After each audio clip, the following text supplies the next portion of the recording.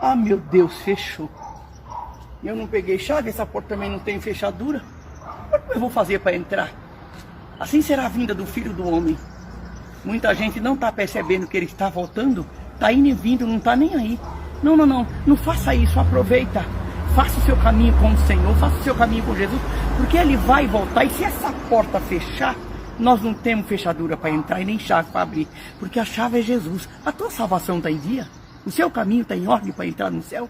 Faça por onde, ele é o caminho, a verdade e a vida. E tem gente que não está nem aí, aproveita, faça depressa, esteja prontinho, com chave na mão. Que chave, irmã Raquel? A chave entre você e o céu. Ele é a porta que nos leva ao rei. E fique com essas palavras, não esqueça, ele vem. Deus te abençoe.